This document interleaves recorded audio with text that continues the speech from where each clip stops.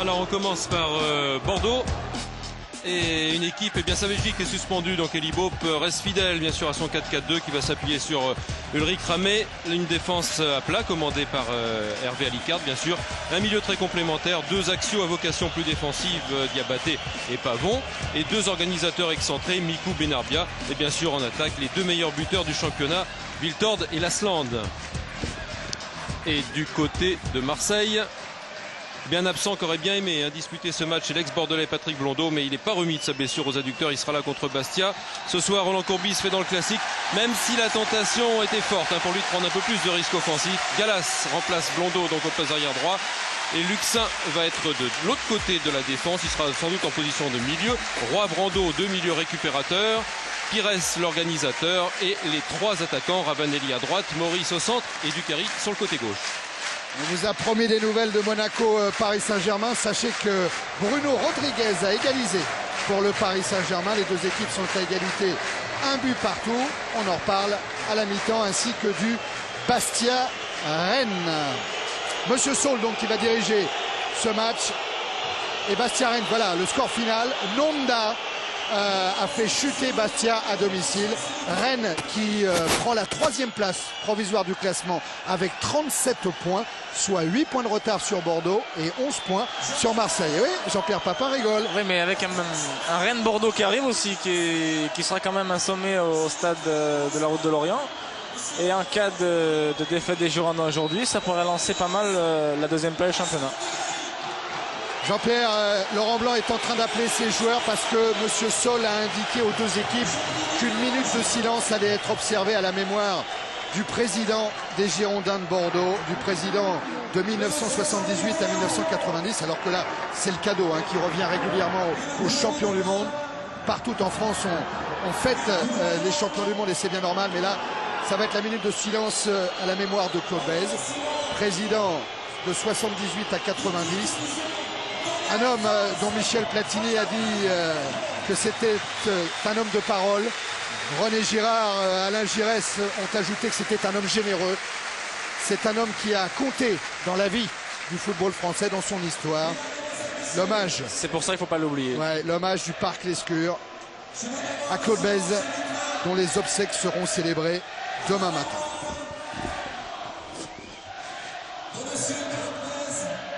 Je vous demande de respecter une minute de silence.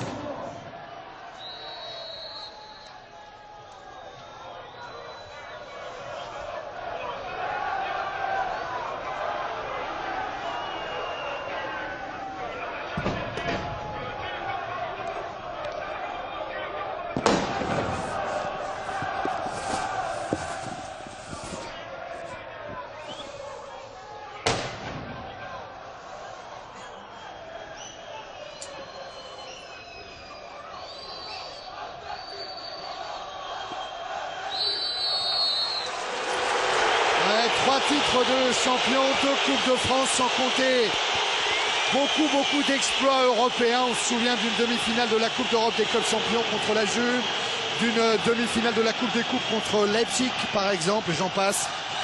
Les Girondins de Bordeaux sont au sommet et ils doivent beaucoup à Claude Bèze, et ça Christophe Dugarry le sait bien aussi. C'est un match particulier pour Dugarry, Jean-Pierre. D'habitude, Roland Courbis n'aime pas faire jouer des joueurs contre leur ancien club, ayant peur qu'ils dépensent trop d'énergie avant le match. Mais là, il est titulaire d'entrée. Oui, mais bon, ça c'est Roland. Et c'est parti pour ce sommet, pour ce Bordeaux-Marseille, dont on attend beaucoup.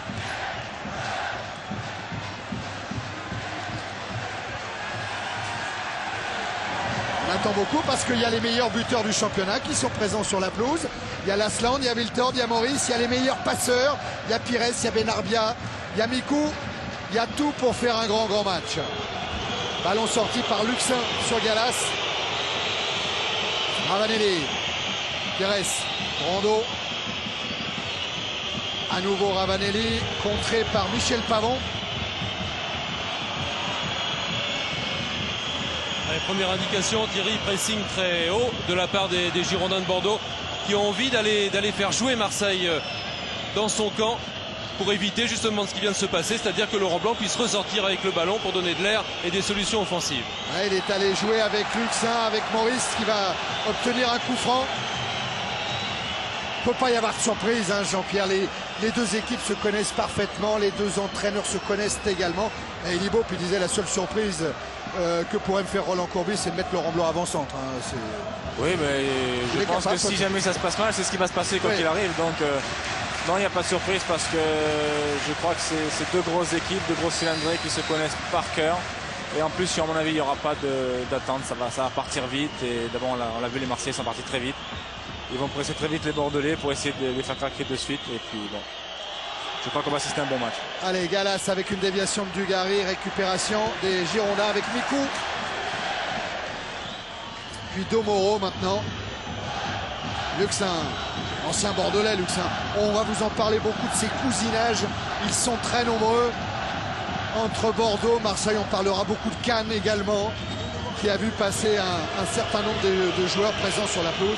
Et à propos de Cannes, rendez-vous à la mi-temps, Jean-Pierre, pour parler de Bruno Bellone, qui va bientôt fêter son jubilé, hein, avec un plateau extraordinaire. On en parle tout à l'heure. Ramé, tiens, opposition des gardiens aussi, Jean-Luc. Hein, Ramé d'un côté, Porato de l'autre. Roger Lemaire, forcément, est attentif. Hein.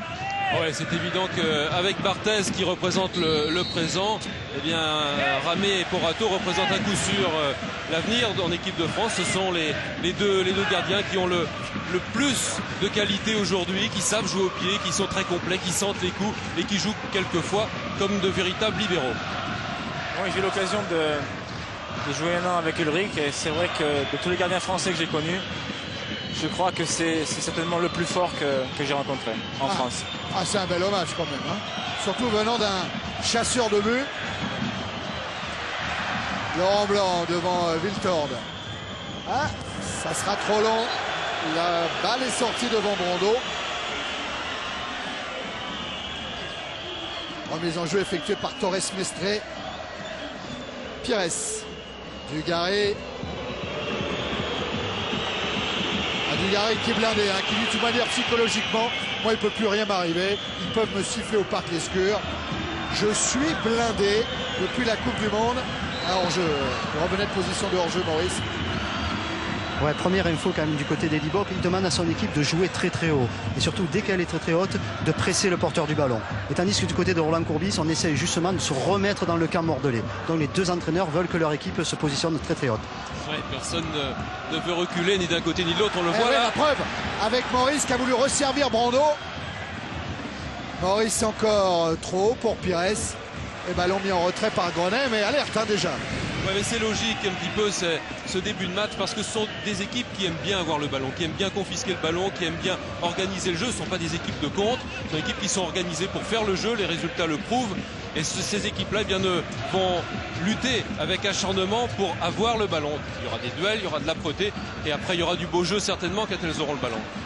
On peut s'attendre, Jean-Luc, à quelques frappes hein, d'entrée de la part des Marseillais pour scotcher Ramé sur sa ligne, hein, c'est ça? Ouais, exact, Thierry, parce que les deux entraîneurs ont évidemment observé le jeu de l'adversaire, sont un petit peu entraînés en fonction de ça. Et du côté marseillais, on a remarqué que cette défense haute... Attention à Mikou qui joue avec Wiltord.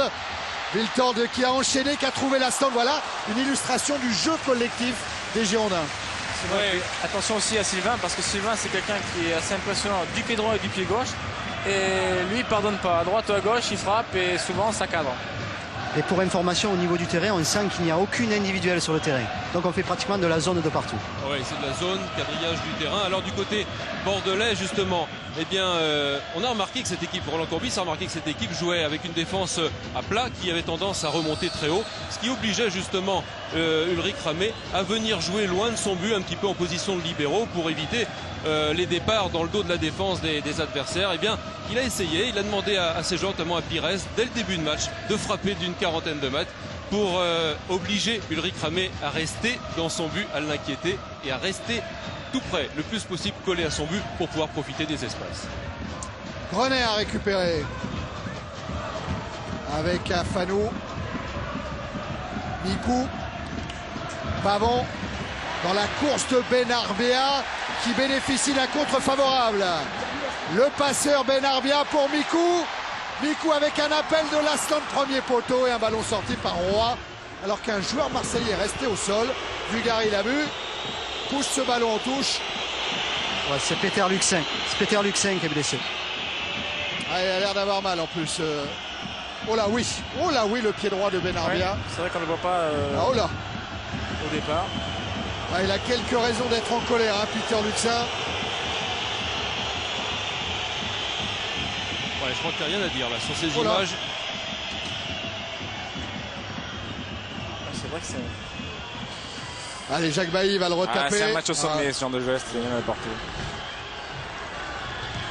Torres Mestre et Mikou qui rend le ballon aux Marseillais. Et là, c'est aujourd'hui à la vidéo. Oui.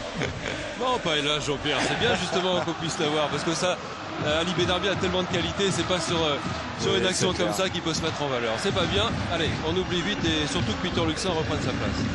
Ah, il va la reprendre hein, dans quelques minutes.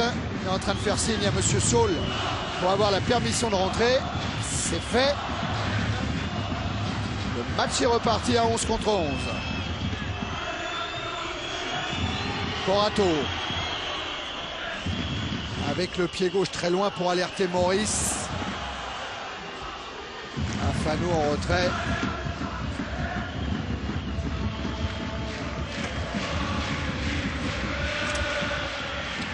Demoro avec Galas. Et le pressing de Mikou. Derrière Ravanelli, Torres Mestre. Ah, la relance directement sur Brando. Roy. Bien fait ce ballon pour Robert Pires. Et faute à retardement sur Robert Pires. Faute de Diabaté. Ouais, ça s'est passé en l'air, c'est coup de coude de Diabaté pour Robert Pires, stoppé. Non, coup d'épaule, Ouais, au moment où il passait, oui.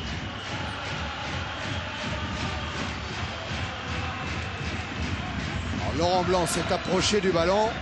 Il est loin, hein, il est à 40 mètres. Début de Ramé. Et il va chercher la tête de Dugarry, non. C'est celle d'Afanou, puis Diabaté. Benarbia. Petit accrochage de Roy sur Ali Benarbia.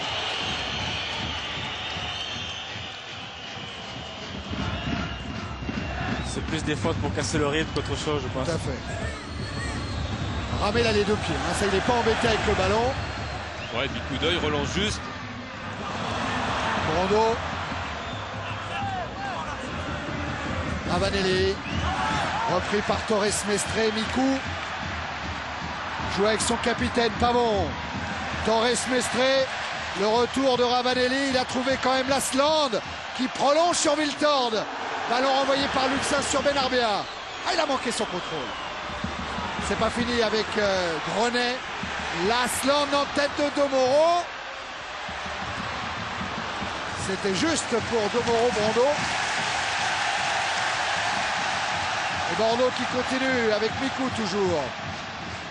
Écarte sur Benarbia, c'est bien fait. Là, le contrôle est parfait. Le centre renvoyé par Blanc. Oh, ça sent le bon match, Jean-Pierre. Ça sent le bon match. Non, mais il y a des belles occasions déjà, il y a du beau jeu. Je crois que les deux équipes ont envie de prouver quelque chose et je crois que c'est tout bon pour un match de cette envergure. Ah, il y a une vilaine faute de Grenet, mais l'arbitre a laissé jouer l'avantage pour Ravanelli qui provoque et qui va obtenir un excellent coup franc à l'entrée de la surface de réparation pour une faute de Torres Mestre. Il est malin ce Ravanelli. Il savait que l'arbitre avait déjà envie de siffler la faute précédente. Et il est allé provoquer Torres Mestre. Ah, il aurait bien voulu faire un petit mètre de plus hein, pour être... Bon, je crois qu'un mètre de plus, il ne le siffle pas parce que je crois qu'il s'est quand même bien jeté. Ouais. Eh oui. Et c'est vrai que c'est difficile de se faire pénalty là-dessus. Ouais, Jean-Pierre, hein, la fin de frappe, ça marche à chaque fois. Moi d'ailleurs, je déplore qu'on ne le voit pas assez souvent, ce genre de geste technique. Mais là, visiblement, il avait déjà décidé de sauter. Quand même, Bien sûr. C'est clair. Et là, Ramé est en danger. 5 joueurs dans le mur. Ravanelli et Blanc au ballon. 17 mètres du but. C'est deux spécialistes en plus donc. Qui Jean-Pierre, Ravanelli ou Blanc? Je pense plutôt pour Fabrizio Ravanelli. Jean-Luc? Ouais, moi aussi. Ouais, Allez. Gaucher à droite, ouais. On attend la frappe de Ravanelli qui a l'air effectivement le plus concentré. Il a fixé le ballon. C'est renvoyé par le mur sur Roy avec Luxin. Et sortie de Diabaté, contre emmené par Viltord. Ah, il n'avait pas beaucoup de solutions, il avait juste Pavon qui était venu à sa hauteur.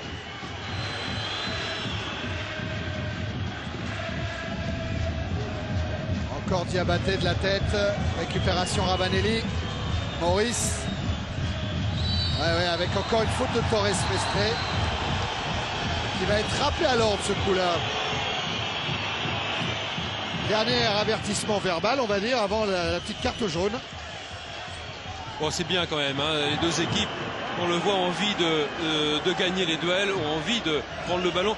Elles ont aussi envie, je dirais, de s'impressionner physiquement dans ce début de match, parce que on a peut-être affaire aux meilleurs techniciens, aux plus grands talents du championnat français ce soir, qui sont sur la pelouse, mais on a aussi affaire à des joueurs qui ont besoin de gagner une bataille physique. Ça va être un combat physique aussi. Ça fait partie du jeu. C'est le jeu. C'est comme ça. C'est le football moderne. Bien sûr. Domoro essaye un relais avec Pires. Ballon sorti par Pavon. On va vous en parler de Michel Pavon, que son rôle est important. Elle a encore une faute qui brise l'élan offensif. Et même remarque que fait Monsieur Saul au Marseillais. Connaissant Robert Pires, c'est vraiment, à mon avis, pas une faute intentionnelle. Ouais, quoi que la vidéo. Il est bien buté quand même. Oui, mais bon. Mais il y a faute. Il y a ça, faute, en tout cas, c'est sûr. Oui. Il y a un arbitre, il est là pour ça, de toute façon. Donc, Jean-Luc, je parlais de Michel Pavon, homme essentiel dans le dispositif bordelais. Oui, parce que je dirais qu'il y a deux hommes essentiels sur la pelouse, un dans chaque équipe. Laurent Blanc, on le connaît, c'est lui le grand frère, le guide, celui qui sait lever la tête, qui sait calmer, qui sait accélérer, qui sait replacer tout le monde. Et bien côté toulousain, c'est Michel Pavon, joueur d'expérience, 30 ans. Et bien c'est lui, toulousain bordelais bien sûr, c'est le joueur qui a le plus d'expérience et qui saura rameuter tout son monde, replacer lui aussi. C'est lui qui va guider un peu tout le monde. Ah, c'est un râleur, de toute façon, ça on le sait, Michel. Et c'est vrai que dans une équipe, il fait du bien parce que. Attention au centre de Benarbia quand même, ça va être un peu haut. Il a tenté la papinade et le but de Viltord. Quel coup osé de la part d'Olivier Lasland qui a remis ce ballon pour Sylvain Viltord. Et les Girondins de Bordeaux mènent 1-0. Pratiquement à la première occasion, on ne l'a pas pardonné. Et la papinade. Ouais, Lilian, il a tenté. Bon, on a souvent fait les concours tous les deux. C'est vrai qu'il est très adroit à ce genre de situation et il apprend très bien d'ailleurs. Et Sylvain qui finit comme il a l'habitude de le faire depuis pas mal de temps. Et là, Giroud va penser à Dortmund en disant tiens, là aujourd'hui, l'arbitre, ici, il ne faut pas faute. Oui, alors qu'il nous avait sanctionné en Coupe d'Europe. Et là, effectivement, il a eu raison, Monsieur Saul. Geste très pur de Lasland et opportunisme de Viltord. Toujours présent devant le but. Viltord qui inscrit là son 13e but de la saison. Oui, et puis Lasland qui a des stats impressionnantes. En tant que passeur et en tant que buteur. En tant que passeur, en tant que buteur, c'est incroyable. Eh bien, Lasland a fait le geste juste en fait, sur ce long ballon d'Ali Benarbia qui vient du côté. De Lasland n'avait quasiment que ça à tenter. Il aurait été lobé sinon.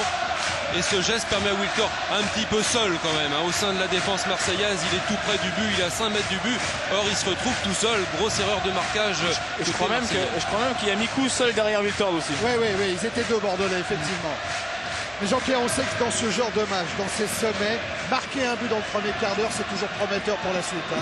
Mais c'est vrai que maintenant, c'est un spectacle, je parle. Ça change la physionomie du match. On va voir un Marseille qui maintenant va d'abord attaquer et attention, par contre les comptes, ça va très vite aussi de l'autre côté. Donc, avec Pavon qui a écarté sur Torres Mestre. Essaye de travailler Gallas. Un appui sur Lasland. Ça va être juste pour Torres Mestre. Ah oui.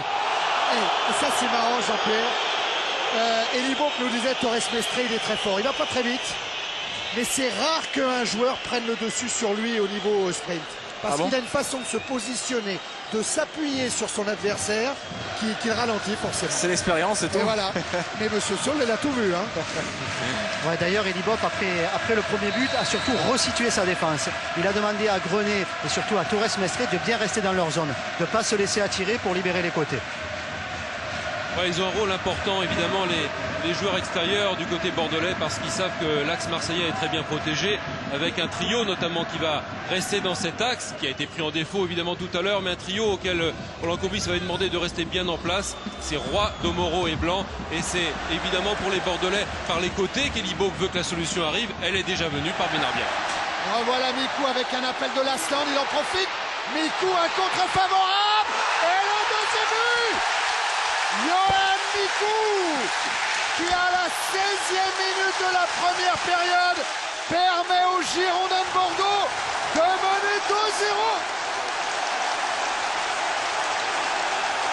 Eh ben, 7e but en championnat pour Mikou.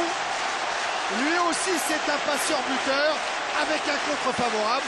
Et Jean-Pierre et Jean-Luc, quelle belle fausse piste offerte par Lilian Lasland. De toute façon, Lilian ne fait jamais de course pour rien. Il y a toujours une idée derrière la tête qui peut permettre, comme l'a fait Johan là, de passer dans le trou, de lui ouvrir l'espace. Et ça, Johan, il adore. Ouais, mais vous avez raison Thierry, parce que Gallas et Laurent Blanc sont complètement piégés par le départ sur le côté gauche. Et du coup, Yoann Mikou, certes, il bénéficie du compte, mais il s'engouffre, il percute là où il y a une possibilité, là où il y a un trou. Et puis quand on connaît son adresse et son coup d'œil, eh bien 2-0 pour Bordeaux, ça va vite. Oh là là, et Bordeaux qui est en pleine confiance avec Lasland. La reprise par Gallas. Ouais, Gallas il s'en sort bien de ses drills. Bonne relance sur Ravanelli. Dépossédé du ballon par le pressing bordelais. Alicart en retrait pour Ramé. Au point de chute, oui, il va avoir du mal Benarbia face au grand Eric Roy. Bravo. Mikou. Torres Mestre. Benarbia. Puis l'extérieur pour centrer devant le but. Que c'est bien fait, ça encore. Thierry. Oui, Laurent. Oui, avec Romain Ferry. Romain, comment expliquez-vous ce départ tonitruant comme ça de votre équipe? C'est vrai que là on se met dans de bonnes conditions, on s'attendait à un début de match difficile. Oh pas bon, avec un grand pont sur Domoro. Et bon c'est sûr que là ça arrange un peu les choses. Alors, on s'attendait à un gros pressing de la part des Marseillais, c'est ce qu'ils font, mais bon là sur ce premier but nous a libérés et c'est tant mieux pour nous. Tactiquement justement quand on mène 2-0, il est important d'aller marquer le troisième. Je ne sais pas s'il est important d'aller marquer le troisième, c'est sûr que c'est mieux, mais bon je ne sais pas comment on va pouvoir gérer ce match. Bon le mieux c'est que l'on joue, on se pose pas de questions, on n'attend pas parce que connaissant la valeur des Marseillais, on n'est jamais à l'abri.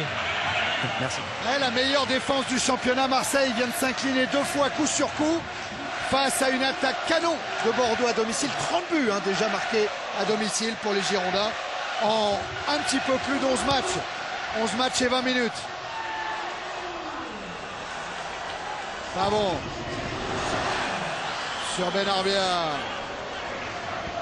Avec un dédoublement de Torres Mestre. Le centre, Porato, point de chute avec Lasland. Très bonne prise de balle de Porato.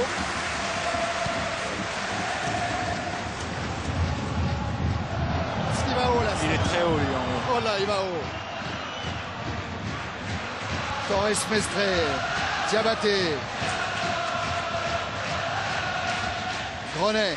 Thierry, il y a beaucoup d'équipes qui vantent la qualité du jeu bordelais, mais c'est le fruit d'une organisation impeccablement mise en place. Regardez ça, tout à une touche de balle avec Viltord pour l'instant, et c'est le 3-0. C'est exceptionnel.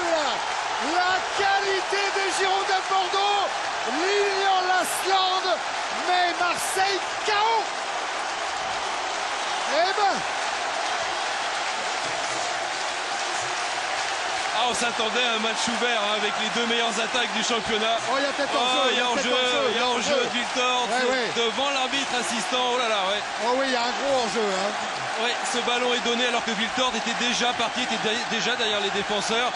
Mais encore une fois, beaucoup d'œil de Viltord qui rend la politesse à Lasland, bien démarqué, qui jaillit encore avant son adversaire pour mettre ce ballon au fond des filets, mais que le mouvement était beau, même s'il est certainement entaché d'hors-jeu. Ouais, Jean-Jacques Msalem nous remontrera ça tout à l'heure, mais effectivement les Marseillais sont allés râler auprès de l'arbitre assistant. Toujours est-il que le tableau d'affichage, lui, il est bien réel. Ça fait 3 pour Bordeaux, 0 pour Marseille. Viltord, Mikou et Lasland ont marqué. Pour Lasland, il s'agit de son 14e but. Il reprend seul la tête du classement des buteurs, 14e but en championnat. Diabaté. 3 buts en 21 minutes, Jean-Pierre. Ah, c'est certain qu'on ne s'attendait certainement pas à... Tiens, on va pensait que c'était un grand match. La passe de Mikou, il faut s'essayer de se repérer avec la je pense qu'il y a du hors-jeu. gazon. Je pense qu'il y a hors-jeu. Je crois que c'est évident. Il y a effectivement hors-jeu. Ouais, Thierry, je t'avais dit que ça partirait, il n'y aurait pas d'attente, mais voilà, il n'y a pas d'attente. Il y a 3 buts après 20 minutes de jeu. Mais attention quand même aux Marseillais, puisque si mes souvenirs sont exacts, Montpellier est mené 4-0 et attention à un genre de statistique. Bien sûr qu'on va reparler de Montpellier, bien sûr. Ouais, c'était quand même au stade Vélodrome, oui, avec 60 000 spectateurs.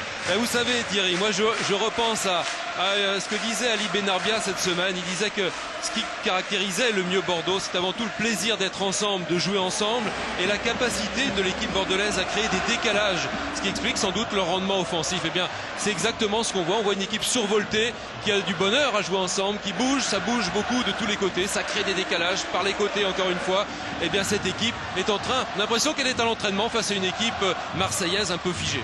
Jean-Luc, il n'y a pas de surprise tactique qui pourrait expliquer le pourquoi de ces 3 buts marqués par les Bordelais. Non, c'est juste une réussite totale. Oui, je pense que l'équipe bordelaise est mieux en place, fidèle à son 4-4-2. Il y a une grande proximité entre les lignes, entre les défenseurs, on l'a dit, qui jouent haut, qui poussent les milieux de terrain, qui sont tout près aussi des attaquants. Et puis à la récupération de balles, eh bien, il y a une grande disponibilité. Tous les joueurs proposent des solutions pratiquement, et notamment sur les côtés et en profondeur avec Viltord. Oui, c'est ce que confirme Elie Bob sur le côté. Il demande en permanence à ses joueurs de resserrer les lignes. Surtout quand ils défendent à 11, mais qui resserrent à tout prix les lignes. C'est une priorité chez Bordeaux en ce moment. Alors Laurent Blanc essaye une ouverture longue en direction de Dugarry. Robert Pires a voulu jouer avec Ravanelli. Récupération Roy. Roy qui cherche le coup franc, qui ne l'obtiendra pas. Dégagement de Grenet sur Viltord. Benarbia. Encore la passe juste. Et il n'est pas hors jeu, Viltord. Il préfère crocheter avant de centrer. Oui, parce qu'il a vu arriver Mikou. Voilà, ils prennent l'eau les Marseillais, ils sont en danger maintenant quasiment à chaque attaque des Bordelais et ça vient toujours sur les côtés, principalement du côté droit où Benarbia et Viltord combinent parfaitement. Cette fois-ci il n'y a pas hors-jeu, hein, Jean-Pierre, c'est donné au bon moment et le coup d'œil de Viltord qui sait qu'il n'y a pas de solution en première intention et qui vient rechercher en retrait Yoann Mikou. Petit point quand même, Jean-Pierre et Jean-Luc. On voit souvent Viltord dans son couloir droit. J'ai l'impression que Luxin est un petit peu gêné, un petit peu en difficulté face à Sylvain Viltord. Hein. Je pense pas que ce soit le poste de Peter. Je crois que Peter est d'abord un peu axial au départ. Il aime bien jouer au milieu de terrain. Là, il se retrouve en position à gauche. Il doit pas avoir l'habitude de faire. Et c'est vrai qu'il doit être très gêné parce qu'un client comme Sylvain, c'est certainement pas facile. Ouais, Alicart a couvert derrière Maurice. C'est vrai qu'il faut rappeler la blessure de Blondeau, hein, qui est absent. On aurait pu avoir Blondeau à droite de la défense marseillaise et Gallas à gauche. Côté gauche, hein. Ouais. Mais je pense aussi que si Roland Courbis a aligné Peter Luxin, c'est sans doute avec l'idée de le faire monter un petit peu au milieu de terrain dans la zone de Benarbia. Or, en se retrouvant dans une défense marseillaise qui joue la zone, évidemment, eh bien c'est plutôt Viltord qu'il est en face de lui et il est obligé de jouer comme un véritable arrière gauche et il n'a pas les automatismes de ce poste. C'est clair. Brando avec Ravanelli. Pour Maurice, contré par Afanou. René. Benarbia. Benarbia avec Lasland. Diabaté. À nouveau Ali Benarbia qui a pris le meilleur sur Peter Luxin qui lance dans la profondeur Lasland. Et ballon mis en touche par Brando. Je vois Laurent Blanc qui revient en vitesse, lui qui, pour essayer de revenir au score et de redynamiser son équipe, était remonté, essayer de faire le surnom au milieu de terrain. Non, je crois qu'il faut dans un premier temps que tout le monde reprenne ses esprits côté marseillais et que chacun reste à son poste pour retrouver une certaine organisation. Luxin Mikou, tacle de Roy dans les pieds de Viltord et ballon Girondins contré là par De Moro. Il y a aussi, tactiquement, on le sent bien sur le terrain en ce moment, les Marseillais qui n'arrivent pas à jouer dans la profondeur et les Bordelais, dès qu'ils récupèrent le ballon, arrivent à trouver quelqu'un dans la profondeur et un mouvement. Donc du côté marseillais, on avance à petits pas et on se fait contrer de suite. Et de suite, il y a des espaces qui se libèrent dans le dos. Ça, Elibop avait demandé à ses attaquants Wiltord et Lasland de multiplier les courses. Les courses croisées, c'est réalisé à la perfection. Ah oui, ça c'est le moins qu'on puisse dire. C'est certain qu'avec l'ampleur du score, et on peut se demander si ça va rester là. Benarbia Parce que l'OM a l'air de souffrir énormément et je ne vois pas maintenant comment ils peuvent refaire surface dans les minutes qui suivent. Ouais, c'est pourtant maintenant qu'il faudrait une réaction de l'OM. En tous les cas, Bordeaux continue à travailler, à combiner. Là, Wiltord à nouveau hors jeu. Mais c'est vrai, Elibop a demandé à son équipe de passer sur les côtés. Donc rôle essentiel des joueurs extérieurs, soit les latéraux ou alors les milieux comme les milieux organisateurs comme Mikou et Benarbia. Et beaucoup de mobilité de la part de Wiltord. Et pour l'instant, Thierry, c'est l'organisation de Bordeaux qui prend le dessus, c'est-à-dire l'organisation en 4-4-2 avec un milieu de terrain plus fourni et deux attaquants très remuants face à une organisation en 4-3-3 avec trois attaquants qui occupent bien leur poste mais qui ne sont pas approvisionnés parce que le milieu marseillais est mangé en ce moment. À la preuve, Maurice essaie de venir rechercher les ballons. Il est relayé là par Pires. Brando. Galas. Face à Mikou, il a joué avec Ravanelli. Roy. Pas de solution pour le porteur du ballon. Pires doit absolument en trouver. Il est reparti de derrière avec De Moro. Maurice, Dugarry. Luxin a pris le couloir. Dugarry a joué avec Pires, c'est bien fait. Centre de Pires renvoyé par Alicart. Ballon encore marseillais. Brando sur Ravanelli. Centre dosé de Ravanelli. Diabaté. Benarbia. Au-dessus de Mikou, mais arrivé de Torres Mestre qui a laissé en route Ravanelli, mais Ravanelli va revenir. A bien joué Torres Mestre. Mikou. Pavon. Diabaté à Fanou. Wiltord. Benarbia.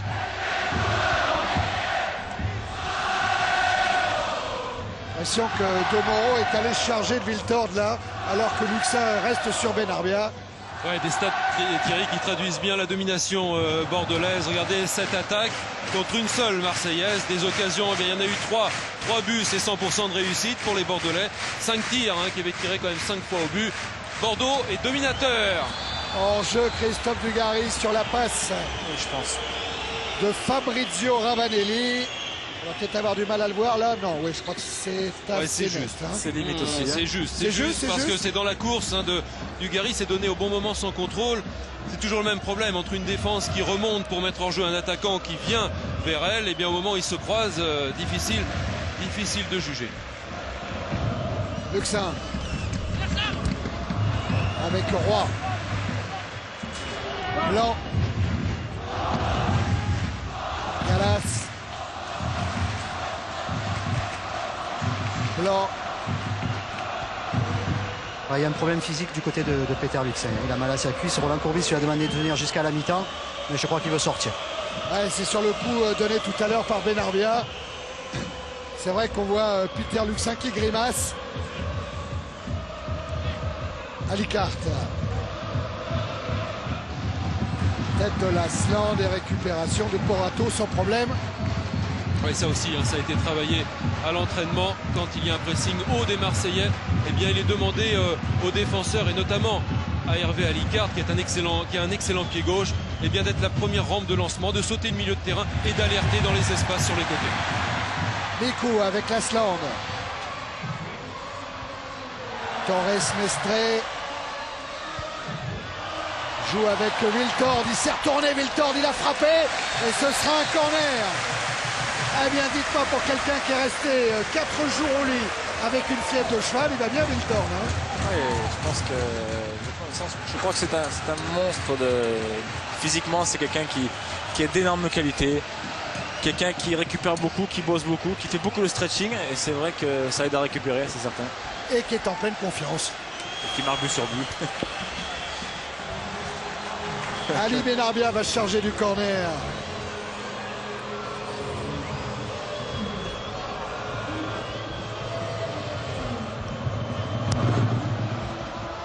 Corner joué au large pour la reprise de Wiltord, bien surveillé par Pires. René, Pavon, c'est lui qui donne le bon de sortie à ses défenseurs. C'est ce qu'il expliquait. Ouais, c'est lui qui veille au grain justement aussi quand ils sont de sortie. Benarbia va aller provoquer Gallas. Avec Laurent Blanc qui est venu jouer en deuxième rideau. L'hésitation et le but. Quand ça va pas pour l'OM. Et Wiltord profite de cette mésentente entre Domoro et Porato pour inscrire, tenez-vous bien, si vous rentrez chez vous, le 4e but des Girondins de Bordeaux. 4-0. Avec toute l'intelligence de Benarbia, qui sait qu'il ne pourra pas prendre de vitesse ces deux défenseurs marseillais, eh bien il réussit en pivotant à décocher un bon centre qui avec le rebond eh bien met Domoro et Porato dans l'embarras et Wiltord toujours bien placé. Regardez, enfin Domoro qui se trouve quand même parce qu'il veut dégager et trompé par le rebond, et du coup Porato qui pensait justement qu'il allait l'avoir est surpris. Ah, et vous ne rêvez pas, c'est bien le score après 32 minutes en première période. Bordeaux mène devant Marseille 4-0. Et Jean-Pierre, quand on est joueur marseillais, là, on n'a qu'une envie, c'est de rentrer à la maison ou d'essayer de refaire, par exemple, comme avec Pires, de refaire un peu le retard. Je pense qu'on a envie de faire déjà, c'est d'arrêter l'hémorragie. Je crois que la meilleure façon de l'arrêter, c'est de marquer un but pour essayer de repartir. Parce que là, c'est vrai que ça tourne au cauchemar et j'aimerais pas être à leur place. Ouais, justement, Thierry, je suis à côté de Daniel Bravo. Daniel, comment expliquez-vous ce départ catastrophique de votre équipe? Bon, on ne se l'explique pas vraiment. On s'était bien préparé pour cette rencontre et malheureusement, apparemment, c'est un jour sans. Le match n'est pas fini, on va quand même essayer de réagir. On avait fait un miracle contre Montpellier. Pourquoi pas ce soir? Je crois qu'il faut se battre de toute façon jusqu'au bout. Essayer au moins de ne pas être ridicule. Et puis voilà, tout donner. Après, on verra la fin. Mais c'est sûr qu'on a très mal attaqué le match. Et peut-être qu'aussi Bordeaux a très bien attaqué. Merci. Un bon coup franc là pour l'OM, avec toujours dans le rôle des tireurs Ravanelli et Blanc. C'est Blanc qui s'élance le premier, qui frappe. Ballon dévié par le mur, ce sera corner. Ouais, il faut se rassurer parce que le championnat continue, donc il faut essayer de retrouver des sensations. Oui, mais là, au goal average, ça commence à faire beaucoup. Là, il faudra obligatoirement un point de plus à la fin et il faudra le récupérer quelque part. Donc attention quand même à ne pas prendre trop l'eau parce que là, c'est vrai que ça commence à faire beaucoup. Ouais, il y avait déjà +2 avant ce match en faveur de Bordeaux. Il y a maintenant donc +6 à égalité de points entre les deux clubs. Et Bordeaux est devenu meilleure défense avec Marseille. Et la rentrée d'Amada Jambé à la place de Peter Luxin. Luxin qui était vraiment touché à cette cuisse. Rentrée d'Amada Jambé, c'est son premier match de championnat de l'année. Il était rentré en Coupe de France contre la JOCR au Stade Vélodrome. Et c'est la première fois que Roland Courbis l'utilise en championnat. Oui, et passage Thierry de Gallas sur le côté gauche. Ramé avec Afano. Déviation de Lasland. Faute de Gallas qui profite à Wiltord. Benarbia. Encore Wiltord qui a insisté sur le couloir. Lasland tout près du 5e. Et Thierry toujours par ce côté droit, justement Peter Luxin est sorti, William Gallas est venu, mais eh bien Wiltord en profite parce que les réglages ne sont pas encore parfaits côté marseillais. Et encore une fois, débordement de Wiltord côté droit, centre pour Lasland, les deux compères qui se trouvent et Lasland tout près de marquer un nouveau but. Ils sont sonnés là, Jean-Pierre. Là, je crois qu'ils ils sont complètement sonnés. Il y a de quoi, hein. Voilà, là, on sait plus où on est. Je crois que Roland Courbis va leur parler. Il va essayer surtout de les recadrer gentiment presque. Parce que là, ils sont complètement 4-0, on ne sait pas ce qui tombe sur la tête. C'est vrai qu'en plus, quand on est premier, deuxième, on prend 4 par le deuxième en 30 minutes, c'est vrai qu'on doit se poser pas mal de questions. Et c'est là où peut-être Roland va devoir intervenir parce qu'à la mi-temps, il va falloir recadrer tout ça et c'est pas facile non plus. Mais ce qui est incroyable, c'est qu'on ne pensait pas Marseille. On pensait Marseille à l'abri d'un tel coup du sort dans un match. La maîtrise, l'expérience, on les pensait à l'abri, non? Oui, on pense à l'abri, mais le problème en football, c'est qu'on n'a jamais à l'abri de quoi que ce soit et que le jour sans, comme le disait Daniel, ça peut arriver n'importe quand, à n'importe quel moment, n'importe quel match, même le plus important. Et c'est vrai qu'aujourd'hui, certainement, c'est un jour sans. Jean-Pierre, vous imaginez la tête de la nouvelle recrue des Girondins de Bordeaux, le jeune espagnol Ivan sur le banc qui se dit mais qu'est-ce que je viens faire dans cette équipe?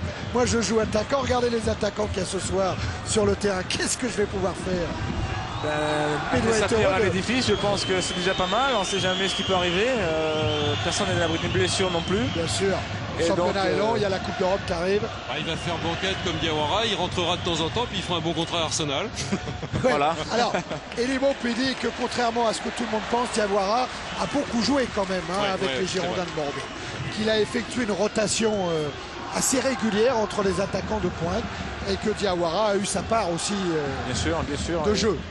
Et ça, je crois que c'était son honneur. Je crois qu'Eli a tenu parole. Son discours au départ, c'était de faire le turnover. Il l'a très bien tenu et bon, mais c'est vrai que les joueurs aujourd'hui aiment jouer davantage.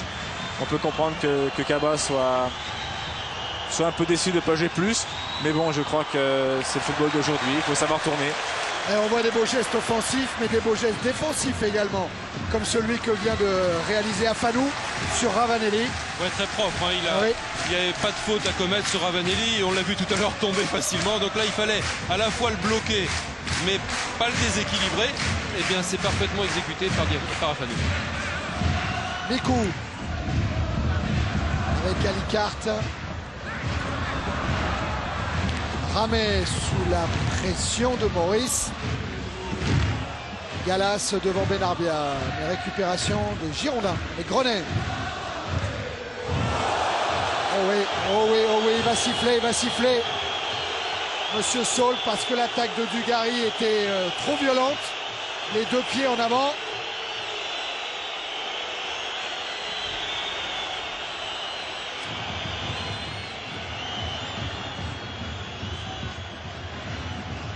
Je crois que c'est pas méchant. Voilà, absolument pas. Il y a faute, oui, mais il n'y a pas plus que ça. Déjà, par nature, Christophe, c'est pas un joueur méchant. Alors, je vois pas pourquoi, là maintenant, parce qu'on joue à Bordeaux, il aurait essayé de faire mal. Je crois que c'est dans un peu l'énervement aussi d'être un peu humilié de cette façon. C'était plus impressionnant, on dirait, qu'avec c'est dans le jeu. Avec l'image. Oui, c'est dans le jeu, absolument. C'est Diabaté qui est sanctionné.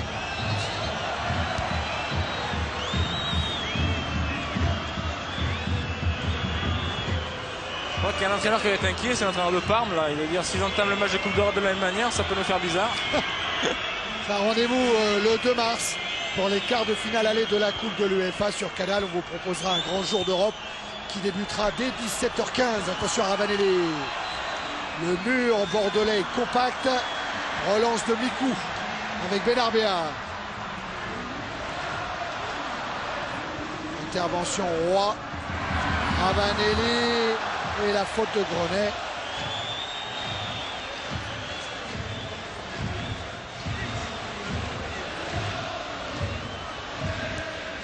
L'intention de faute, mais Ravanelli avait anticipé et sauté. Heureusement d'ailleurs. Parce que François l'arrive un peu vite là. Ouais, puis c'est vrai que les défenseurs disent souvent ouais, mais je ne l'ai pas touché. C'est vrai. C'est souvent parce ça arrive très souvent. Parce que l'attaquant a anticipé et a sauté, parce que sinon ça peut être des fautes graves à chaque fois. Donc c'est pas un raisonnement quand même, c'est pas une excuse. Non, c'est vrai que c'est pas une excuse, mais bon. À l'intention est condamnable par les Exactement.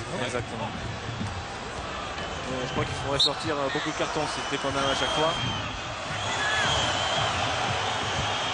Christophe Dugarry qui essaye de jouer rapidement le coup franc avec Laurent Blanc. Laurent Blanc le revoilà dans la surface de réparation. Écarté par Torres Mestre qui concède le corner. Je trouve ça un peu dommage que ce soit Laurent Blanc qui soit pour l'instant le meilleur attaquant. C'est lui qui essaie de pousser les autres. C'est lui qui essaye de provoquer la révolte. Il doit y avoir un malaise et c'est vrai que je ne les sens pas capables maintenant de revenir dans la partie. Il faudrait un petit but pour ça, mais ça va être difficile. Et surtout que Mikou vient de repousser ce corner. Touche de Ravanelli, Mikou encore devant Brando. Benarbia pour une fois sur le côté gauche. Avec Lasland. Oh oui, c'est bien fait pour Wiltord. Toujours à une touche de balle, Benarbia. C'est magnifique pour Lilian Lasland de voler. C'est au-dessus. Demi-volée. Ah oui, quel contre. Quel contre. Tiens. Et encore une fois, hein, ça part sur le côté avec Benarbia. Redoublement avec Wiltord qui proposait justement une solution en profondeur sur le côté. Coup d'œil de Benarbia parce que la défense marseillaise n'est pas en place au centre. Et Lasland tout seul, mais qui ne peut pas assurer le dernier geste. Des déplacements parfaits.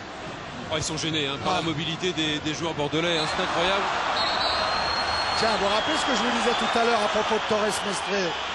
Bien là, il vient de se faire prendre par Monsieur Saul. Et Torres Mestre reçoit le premier carton de cette soirée. Et je pense que Torres Mestre sera sous le coup d'une prochaine suspension pour un troisième carton dans un intervalle de 10 matchs. Je pense que pour la beauté du match, maintenant, il faudrait que l'OM marque un petit but avant la mi-temps. Ah oui.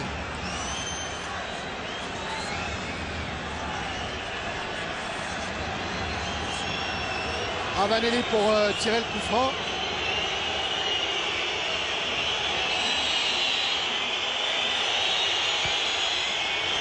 Alors, jeu signalé, Monsieur Saul a vu son arbitre assistant.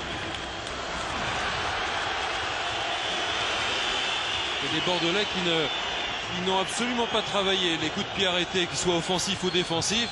Et c'est pourquoi Jean-Pierre, parce que quand il était à Saint-Etienne, Elie Baup, eh bien, il y a une période où il prenait un but par match sur corner. Et il n'arrêtait pas l'entraînement de faire travailler les défenseurs sur les corners. Eh bien, il en a eu marre. Le jour où il a arrêté de les faire travailler, ils n'ont plus pris un but sur corner. Alors depuis, ça s'appelle des signes. Pierres avec Jambet. Ouais, Jambet qui a bien écouté la causerie de Roland Courbis. Ça, c'est sur l'occasion manquée tout à l'heure par Lilian Lasland. Ah ouais, sûrement, oui. Et même attitude d'ailleurs, un peu en déséquilibre arrière, Lilian Lasland. Mais Jambet, vous l'avez dit, qui applique un peu tardivement. Et puis c'est pas lui normalement qui aurait dû le faire puisqu'il n'était pas prévu au départ. Mais c'est ça, c'est essayer de garder Ramé dans son but. Mais surtout, il va falloir alimenter quand même les attaquants parce qu'ils peuvent proposer des solutions si les milieux de terrain marseillais ont le ballon. Et si les milieux marseillais peuvent justement les monter vers l'avant. Centre de Torres Mestre capté par Porato. Ah oui, il a bien anticipé le coup de Diabaté. Et finalement, Domoro s'en sort avec Roy maintenant. Ah oui, non, mais ça va pas. Ça ne va pas. Parce qu'un joueur de la qualité d'Éric Roy, il fait quoi 2 fois par saison ce genre d'erreur, pas plus. Hein.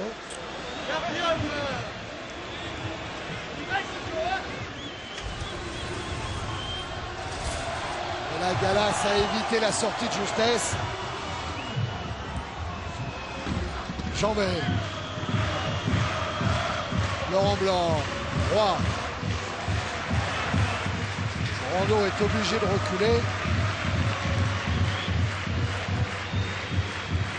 Les Bordelais jouent plus haut que les Marseillais, c'est pour ça qu'ils leur posent beaucoup de problèmes.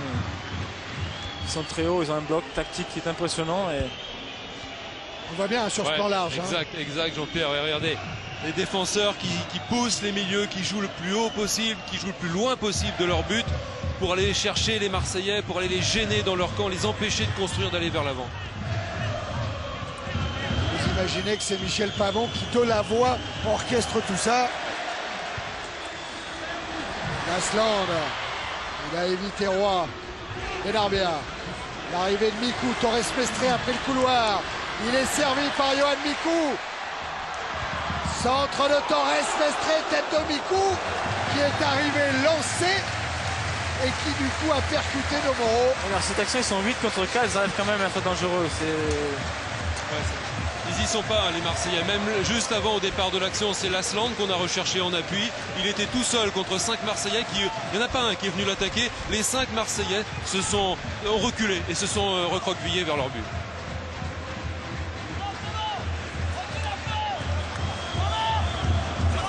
Corner bordelais tiré par Benarbia, sorti par Blanc. Et fin de la première période, sifflé par Monsieur Saul. Les Girondins mènent 4-0, un doublé de Miltord, un but de Mikou, un but de Lasland. Miltord et Lasland sont en tête du classement des buteurs avec 14 buts chacun. Et Bordeaux est à l'heure actuelle leader du championnat. Oui, Laurent. Thierry, avec Sylvain. Sylvain, on a vu de la part de Bordeaux une grosse performance collective. Ah oui, c'est vrai qu'on avait envie de faire un bon match, on est bien parti. Et en plus, on joue bien et en plus, on marque, c'est vraiment super. Il faut rester encore 45 minutes concentré et le boulot aura été parfait. Sur le plan offensif, vous, avec Lilian Lasland, vous posez beaucoup de problèmes à cette équipe de Marseille aussi. Ouais, avec Lilian, comme on a beaucoup de liberté, on va à droite, à gauche, ils ne savent pas comment nous marquer. Et on met un peu la panique dans la défense et en plus, on marque tous les deux, c'est vraiment super. Maintenant, Marseille a réussi une fois à remonter le 4-0. Est-ce que c'est un souci pour vous? Non, c'est pas un souci. Nous, on va jouer notre jeu, on va rester concentrés et je pense qu'on va aller au bout tranquillement. Regardez Pavon, on vous parlait de son rôle déterminant en tant que joueur, ça c'est une évidence, mais en tant que capitaine c'est pas rien non plus. Hein. Avec Alicart, avec Diabaté. Et voilà l'entrée de Titi. Ouais, Titi franchement Camara. Thierry, je pensais que avoir vu la mi-temps parfaite côté bordelais, c'était à Auxerre, rappelez-vous, où ils avaient été incroyablement dominateurs. Et bien là, non, c'est plus que parfait ce soir parce que non seulement ils ont été dominateurs face au premier du championnat, mais ils ont inscrit en plus 4 buts.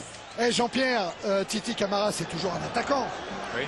Plus de Gary, plus Maurice, plus Ravanelli, plus Pires. Ça fait 5 attaquants sur la pelouse. Ça veut dire quoi? Ça veut dire qu'ils ont envie de marquer des buts. Enfin, pour moi, c'est comme ça. C'est Eric Roy qui est sorti. Hein. Alors Eric Roy est sorti. Est-ce que quand on est mené 4-0, il ne prend pas un risque énorme? Roland Courbis, le risque d'un 8-0 par exemple, en faisant rentrer autant d'attaquants. Je crois qu'aujourd'hui, un 8-0, ce serait très très mal vu à Marseille, surtout quand on est premier, leader du championnat, qualifié pour la Coupe d'Europe. Je crois qu'on a plutôt envie de se rassurer. Roland fait un pari comme il a l'habitude de le faire. Quelquefois c'est les paris gagnants, mais attention quand même parce qu'il y a des défaites qui font très mal et une lourde défaite pourrait être catastrophique pour l'OM aujourd'hui. Alors on va voir quel sera le scénario de cette seconde période avec un ballon dans les pieds de Brando qui va tenir un peu le poste d'Eric Roy, mais seulement ce rôle-là il va devoir le tenir tout seul. Ouais, c'est ce coup-là. Ouais, c'est incroyable hein, Thierry, parce qu'un seul milieu récupérateur, donc Brando, et un autre à qui on va demander de travailler, mais comme un forçat, ben celui qui a le ballon, là justement Robert Pires, pour essayer d'alimenter ces 4 attaquants. Ouais, on va surtout jouer à 2 défenseurs derrière. Hein. C'est Blanc de Moreau qui vont rester derrière et Galas et Jambé, ils vont s'aligner un peu sur Brando. Donc c'est pratiquement 2 derrière hein, pour 2 joueurs. Alors c'est un 2, 3, 1, 5. Le problème c'est qu'attaquer c'est bien, mais il faut falloir défendre. Et est-ce qu'il y en a qui sont capables d'attaquer et de défendre? Ben, c'est ce que nous dira la deuxième mi-temps. Enfin 2, 3, 1, 4 hein, pour faire 11 parce qu'on joue toujours à 11 avec un gardien. Mikou qui a tenté de lancer Lilian Lasland.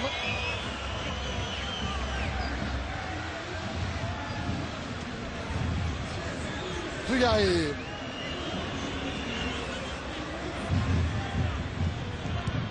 Moreau avec Maurice.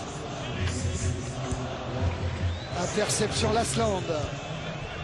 Benarbia. Il n'y a pas eu de changement hein, côté bordelais. Grenet. Benarbia.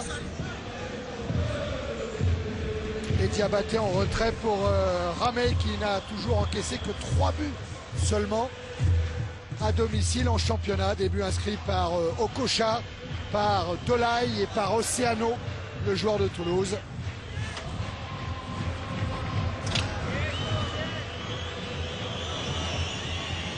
Morato. Dugarry a dévié. Ouverture d'Afanou.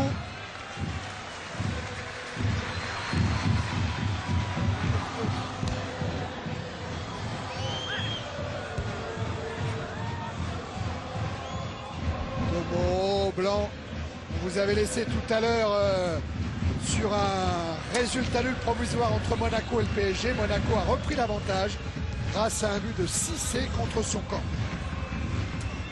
5 minutes encore à jouer en principauté pour ce Monaco PSG. Résumé complet à la fin de Bordeaux-Marseille, alors que Wiltord a repris le chemin de l'attaque, poursuivi par Brando. Et il insiste, Wiltord. Il a même réussi son centre renvoyé par Domoro. Jambet, Ravanelli, repris par Pavon.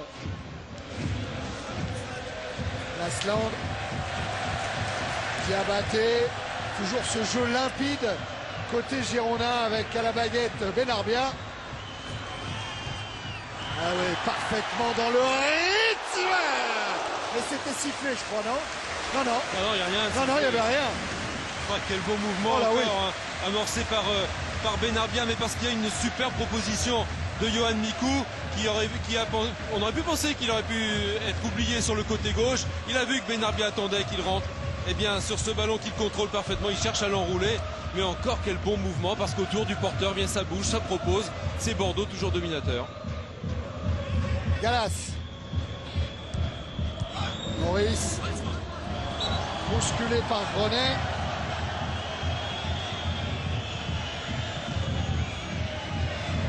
Maurice qui avait débuté sa carrière en première division avec Lyon contre Bordeaux justement. Et ce jour-là, en août 92, les deux équipes s'étaient quittées sur un 0-0. Tête de Dugarry. Récupération Diabaté. Pavon. Ouais, Pavon qui a parfaitement éliminé Wiltord. Benarbia. Pour Wiltord. Encore Benarbia. Ouais, oui, il demande à Grenet de venir. Le contre favorable, c'est toujours comme ça dans ces cas-là. Grenet, le centre. Oh, Lasland! Et l'arrêt réflexe de Porato. Il l'a retenté, le diable. Eh oui, c'est la confiance. Se fait plaisir là, hein, Lilian Lasland, mais c'est bien pour le spectacle. Quand on est en confiance, quand on mène 4-0, évidemment on a envie de tenter ces choses-là, surtout quand comme lui, on les réussit parfaitement. Oh là, il va falloir attacher Jean-Pierre Papin sur sa chaise. Parce que quand il voit des gestes comme ça, il va filer sur la pelouse. Hein. Ah, ça devient dur maintenant.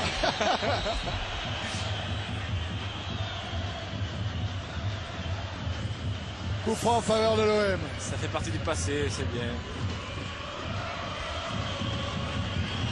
Camara qui insiste là-bas. Repris par Torres Mestre. Le problème est quand même du côté marseillais, on le sent bien sur le terrain, c'est que l'équipe est en train de se cingler en deux. Il y a une équipe qui attaque, une équipe qui défend, et il y a un espace énorme en ce moment au milieu de terrain. Oui, c'est vrai, Laurent. Il va falloir maintenant que les Marseillais s'organisent, mais avec un schéma de jeu auquel ils ne sont pas habitués. Ils s'organisent surtout à 0-4. Et puis ils sont partagés évidemment entre le souci de ne pas prendre une valise, hein, entre guillemets, d'en prendre plus que 4. Et puis l'obligation d'essayer de revenir au score. Ouais, Wiltord lancé par Lasland, il tente le coup directement. Ayant vu Porato loin de sa ligne. Et ça, c'est une action qu'on va voir se reproduire plusieurs fois. Il ne peut pas être hors jeu, il était dans sa moitié de terrain, Lilian Lasland. Ouais, c'est un petit peu inquiétant hein, quand même, parce que les Marseillais, en faisant rentrer Titi Camara, donc prennent tous les risques, hein, tous les risques offensifs dans cette deuxième mi-temps. Mais surtout, ils vont essayer de pas reculer, de mieux défendre. Parce que c'est le fantôme de l'OM hein, qu'on a vu en première mi-temps. Mais attaquer en densifiant l'attaque, ça ne résout pas forcément les problèmes d'approvisionnement au milieu. Et Jean-Luc, la composition de l'OM dans cette deuxième période, je crois que Roland Courbis y avait songé pour mettre en place cette organisation dès le début du match. Ouais, ça le démangeait hein, d'avoir des... Attention, centre de Dugarry et Ramé qui s'envole. Ouais, ça le démangeait de mettre cette équipe dès le début du match. Ouais, il voulait troubler la bonne organisation bordelaise en mettant 4 attaquants, Pires derrière. Il a souhaité revenir à un schéma un petit peu plus classique. Il doit se poser des questions là sur le banc en ce moment, parce qu'il doit se dire peut-être que ça aurait mieux marché dans ce schéma. Jean-Bay pour Pires. Avec Camara, le 1-2 n'a pas fonctionné. Pavon pour Lasland. Diabaté. Écarte sur Benarbia. En retrait pour Ramé.